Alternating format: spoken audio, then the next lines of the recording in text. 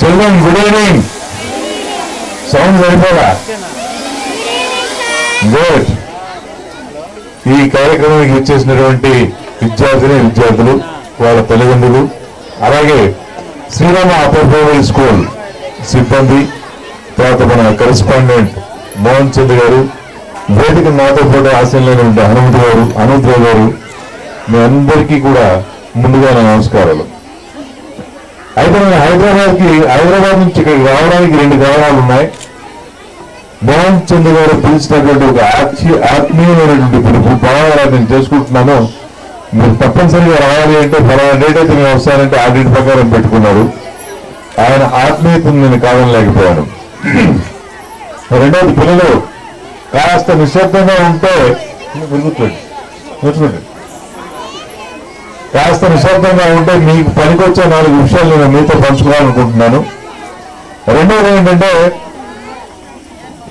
నేను ఎడ్యుకేషన్ అయిపోయిన తర్వాత 84 నుంచి ఇప్పటి వరకు ఎన్నో ఎత్తుపల్లాలు చూడడం, ఆ తర్వాత నేను సెటిల్ అవ్వడానికి ఆల్మోస్ట్ ఒక 30 సంవత్సరాల పైన పడింది.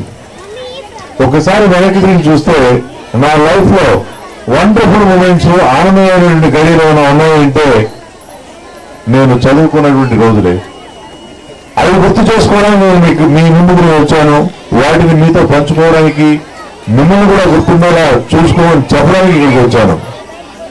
అయితే చదువుకునేటప్పుడు ఎలా ఉండేదంటే, ఎప్పుడైతే ప్రైమరీ స్కూల్లో ఉన్నామో, అప్ప ఇక్కడి నుంచి వెళ్ళిపోతే బాగుండు, ఈ టీచర్లు చంపేస్తున్నారు, అది చదువు చదవకపోతే మళ్ళీ మా నాన్న కంప్లైంట్స్, కొట్టడం, తిట్టడం. హై స్కూల్కి వెళ్తే బాగుంటుంది అని చెప్పేసి హై స్కూల్కి వెళ్ళడం, అక్కడ వెళ్ళాక హై స్కూల్ కాదు ఇంటర్మీడియట్కి వెళ్తే ఇంకా ఫ్రీడమ్ ఉంటుందని చెప్పేసి అక్కడికి వెళ్ళడం, ఇంటర్మీడియట్ తర్వాత డిగ్రీ తర్వాత అఫ్ కోర్స్ ఇక ప్రపంచంలోకి వచ్చేసాం. వీటన్నిటి తర్వాత చూస్తే నాకు మంచి జ్ఞాపకాలు ఉన్నాయంటే స్కూల్లో అవి. ఇప్పుడు మీకు కూడా ఇక్కడ ఉన్న పిల్లలకి ఎవరికైనా తొందరగా స్కూల్ నుంచి బయటికి వెళ్ళిపోవాలని అనిపిస్తుందా? మిమ్మల్ని పిల్లలు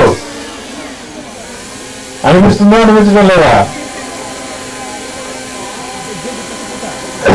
ఎవరో చదవట్లా అంటే మీరంతా నాకన్నా చాలా మంచి వాళ్ళు అనమాట. ఆయన బ్యాడ్ స్టూడెంట్ ఒప్పుకోవాలి ముందు. ఓకే, తర్వాత ముఖ్యంగా ఇక్కడ ఉన్నటువంటి తల్లిదండ్రులు కూడా కొన్ని విషయాలను పంచుకోవాలనుకుంటున్నాను. విద్యార్థికి మంచి చదువును స్కూల్ మాత్రమే ఇస్తుంది, నో డౌట్ అబౌట్ ఇట్. కానీ ఆ చదువుకున్న చదువుని ఆ విద్యార్థి ఎలా వాడుకోవాలో, సమాజంలో దాన్ని ఉపయోగించుకుని అసలు పైకి ఎలా ఎదగాలో నేర్పేది తల్లిదండ్రులు మాత్రమే. తల్లిదండ్రులు ఎప్పుడు కూడా నువ్వు ఇలా ఉండరా అలా ఉండరా అని చెప్తే సరిపోదండి. మీరు అతనికి ఒక మంచి ఎగ్జాంపుల్ కావాలి. మొట్టమొదటి గురువు, పాఠశాల కన్నా ముందు పిల్లలకు కనిపించే గురువు ఎవరయ్యా అంటే తల్లి, ఆ తర్వాత తండ్రి. వాళ్ళు తీర్చిదిద్దితే, అలాగే వాళ్ళకి మార్గాన్ని చూపిస్తే చదువుకున్నటువంటి చదువును వాళ్ళు సార్థకం చేసుకుని జీవితంలో పైకి ఎదగడం, సమాజంలో మంచి స్థానాన్ని సంపాదించడం జరుగుతుంది. అలా కాకపోతే వాళ్ళకున్నటువంటి చదువును ఇంకొకళ్ళు వాడుకుంటారు. వాళ్ళు ఒక ఎంప్లాయీగానే పనిచేస్తూ ఉంటారు.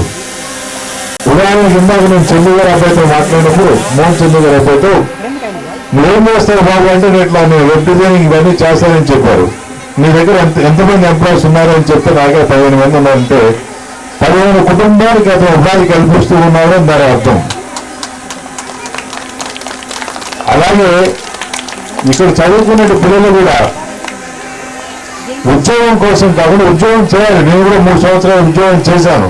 ఉద్యోగం మీకు అనుభవాన్ని ఇస్తుంది. మీరు చదువుకున్నటువంటి చదువు ఆ తర్వాత మీరు ఉన్నత స్థానానికి ఆ అనుభవాన్ని ఉపయోగించుకొని పైకి వెళ్ళడానికి ఉపయోగపడుతుంది. ఉదాహరణ ఒక వ్యక్తి పేరు చెప్తాను. నేను బాగా అభిమానించే వ్యక్తి, మీ అందరికీ పరిచయం అయినటువంటి వ్యక్తి రామోజీరావు గారు. ఆయన చదువుకున్నది మామూలు గ్రాడ్యుయేషనే, కానీ ఆయన దగ్గర ఒక పోస్ట్ గ్రాడ్యుయేట్స్ కొన్ని 100 మంది ఉన్నారు. అది కూడా డిఫరెంట్ ఫీల్డ్కి సంబంధించిన వాళ్ళు, అగ్రికల్చర్ సంబంధించిన వాళ్ళు ఉన్నారు, ఆ ఫిలిం సిటీలో పనిచేసే వాళ్ళు, హార్టికల్చర్, అలాగే ఇంటీరియర్ సంబంధించిన వాళ్ళు, ఫైనాన్స్ కి సంబంధించిన వాళ్ళు, వాళ్ళందరినీ ఎలా అయితే గైడ్ చేసి ఒక సంస్థను నిర్మించాలో ఆయనకు తెలిసినందుక బహుశా ఎవరికీ తెలియదు. అందుకే ఆయన ఆ స్థానంలో ఉన్నారు. అలాగే ఇంకొక వ్యక్తి పుల్లారెడ్డి గారు, ఆయన స్నేహం చదువుకోలేదు. పుల్లారెడ్డి స్వీట్స్ అని మాత్రమే మీకు తెలుసు, కానీ ఆయన స్థాపించిన విద్యాలయం పుల్లారెడ్డి బి ఫార్మసీ ఇన్స్టిట్యూట్. ఇటు ఇలా మీరు మీ పిల్లలు ఎదగాలి అంటే వాళ్ళకి మీరు గైడ్ చేయాలి. అలాగే పిల్లలు కూడా కొన్ని విషయాలు గుర్తుపెట్టుకోవాలి. ఇక్కడ ఎవరన్నా ఒక మెరిట్ స్టూడెంట్స్ ని కొన్ని వేదిక మీదకి, అంటే మామూలు స్టూడెంట్స్ మెరిట్ ఎవరైనా సీనియర్ స్టూడెంట్స్ ని పిలవాల్సిందిగా నేను కోరుతున్నాను. వాళ్ళు ఎవరైనా నాతో స్టేజ్ షేర్ చేసుకుంటారా? 7th క్లాస్ వెళ్తా దమ్మా దాన్ని చేయొచ్చావు ఇంకా అనుకురావు గుడ్.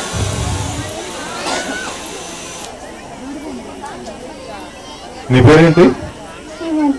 శ్రీమంత్. Very good. నీ పేరు? మీరా. Very good. మీ ఫాదర్ ఏం చేస్తారు? మీ father driver. Very good. No problem. ఇప్పుడు నేను మీకు విషయం అడుగుతాను, మీ దగ్గర ఉన్న ఆస్తి ఏంటి? ఇప్పుడు మీ దగ్గర ఉన్నటువంటి ఆస్తి ఏమిటి?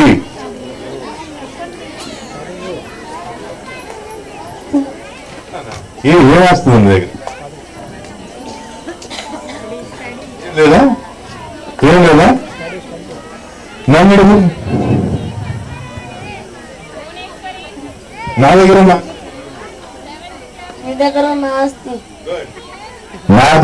ఆస్తి ఇదే. మీకు అర్థమవుతుందా? నా దగ్గర ఉన్న ఆస్తి ఇదే. నేను ఇవాళ ఏదైనా సంపాదించుకున్నాను అంటే, పైకి వచ్చాను అంటే, చాలా మంది పిల్లలు మీ దగ్గర ఆస్తి ఏది అంటే వెనక ముందు చూసి మా దగ్గర ఏది సార్, మా నాన్నది సార్, ఇది సార్. నో, మీ నాన్న గురించి మర్చిపో. చిరంజీవి గారు నాన్న ఏంటి తెలుసా మీకు? చిరంజీవి గారు నాన్న ఏంటో తెలుసా? Head constable. మరి చిరంజీవి, పవన్ కళ్యాణ్ వాళ్ళు కూడా ఎక్కడున్నారు? చంద్రబాబు నాయుడు గారు నాన్న అంటే తెలుసా? ఓన్లీ అగ్రికల్చర్, ఫార్మర్, 2 ఎకరాలని చెప్తూ ఉంటారు. కానీ అది సాధించింది ఏమిటి?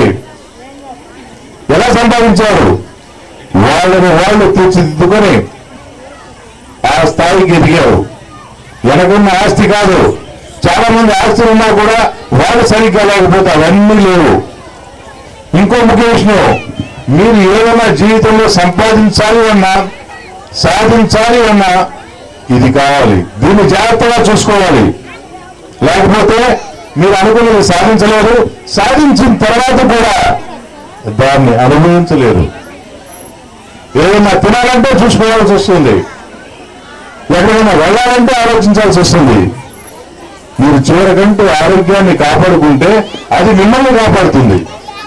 సో ఇంకెప్పుడు కూడా పిల్లలు మీరు ఎవరైనా సరే ధైర్యంగా చెప్పండి, మా నాన్న ఇది. అలాగే ఇంకో ముఖ్యమైన విషయం మీకు తల్లిదండ్రులు చెప్పేది ఏంటంటే, మీరు ఏ పని చేసినా సరే బాబు చెప్పాడు మా నాన్న ఇస్త్రీ, నో డౌట్ ఆ పనిలో పిల్లల్ని ఇన్వాల్వ్ చేయండి. పిల్లలతో ఆ పని చేయించండి. జనరల్ గా తల్లిదండ్రులు ఏమనుకుంటారంటే, నేను పంట కష్టం నా బిడ్డ పడకూడదు అని అనుకోవడంలో తప్పులేదు. కానీ వాడు మన తయారు చేయకపోతే అది చాలా పెద్ద తప్పుతుంది. ఎందుకంటే ఒక సక్సెస్ నా కాదు, ఫెయిల్యూర్ మీ కష్టాన్ని కూడా చూడాలి. అది కనుక చూడకపోతే మీరు ఎప్పుడు కూడా నా బిడ్డ కష్టపడకూడదు, నేను బిడ్డ పంట కష్టం నా బిడ్డ చూడకూడదు, వీడికి నేను ఎంతైనా ఖర్చు పెడతాను, ఏదైనా చేస్తాను అనుకుంటూ మీరు కనుక పిల్లలను చూస్తే, నెంబర్ 1 వాళ్ళు చేయబోయే ప్రమాదం ఉంది. నెంబర్ 2 వాళ్ళు ఎటువంటి ఒక ఛాలెంజ్ కూడా తీసుకోలేక మీరు చూస్తూ ఉంటారు. ఈ మధ్యనే ఒక ఇంటర్మీడియట్ స్టూడెంట్ కాలేజీ పై నుంచి దూకి ఆత్మహత్య చేసుకున్నాడు. కారణం ఏంటంటే అతనికి వచ్చినటువంటి ప్రేయర్, అతను డిసైడ్ అయిపోయాడు, మా అమ్మ నాన్న నా పైన ఎన్నో ఆశలు పెట్టుకున్నారు, వాటిని నేను సాధించలేకపోతున్నాను. సో కాబట్టి నేను ఈ లోకంలో ఉండాల్సిన అవసరం లేదు అని చెప్పి తీసుకున్నాడు. ఎప్పుడైతే పిల్లల్ని మీతో పాటు మీరు చేసే పనిని చేపించి అందులో కష్ట నష్టాలను వాళ్ళకి చూపిస్తారో, ఆ తర్వాత వాళ్ళు చదువుకున్నటువంటి చదువును సార్థకం చేసుకుని పైకి ఎదగడానికి కూడా వాళ్ళు ఎప్పుడు కూడా వెనకంజ వేయరు, కష్ట నష్టాలకు భయపడరు. ప్లస్ అలాగే పిల్లలకి మీరు ఇప్పటి నుంచే చెప్పడం నేర్పండి, వాళ్ళకి వినడం అలవాటు చేయండి. అలాగే పిల్లలు కూడా ప్రతి దశలోనూ వాళ్ళు విద్యార్థిగా ఉండాలి. ఒకసారి అఖిలేష్ నాగేశ్వరరావు గారు నాకు 3 షోరూమ్స్ ఇనాగ్రేషన్ చేసినప్పుడు ఒక సందర్భంగా ఆయన చెప్పారు, ఈ షోరూమ్స్ కి వాడికి నేను ఎందుకు వస్తానంటే అప్పుడు వేసాను. అఫ్కోర్స్ 94కో 93కో చనిపోయారు. నా షోరూమ్ ఇనాగ్రేట్ చేసినప్పుడు 84 82 ఉన్నాయి. అప్పుడు చెప్పాడు, నేను నిత్య విద్యార్థిగా ఉండడానికి నేను ఇష్టపడతాను. మీ దగ్గరికి వస్తే ఒక 4 మనుషులు కలిసినట్టుంటుంది, 4 విషయాలు తెలిసినట్టుంటుంది అని చెప్పి. అలాగే పిల్లలు ఎంత గొప్పవాళ్ళైనా సరే చదువు వేరు, జీవితంలో ఎదగడం వేరు. చదువు వేరు, సంస్కారం వేరు. అవన్నీ కూడా ఇంటి నుంచే మీరు నేర్పించాలి. సో నేనేదో ఇక్కడికి వచ్చి మీకు 4 ముక్కలు చెప్తే ఏదైనా మీకు ఇక్కడ ఉపయోగపడుతుందన్న ఆశ తప్ప మరొకటి కాదు. ఏదైనా నాకు ఈ అవకాశం ఇచ్చిన మీ అందరికీ కూడా మరోసారి థ్యాంక్స్ చెప్తూ సెలవు తీసుకుంటాను. Thank you very much.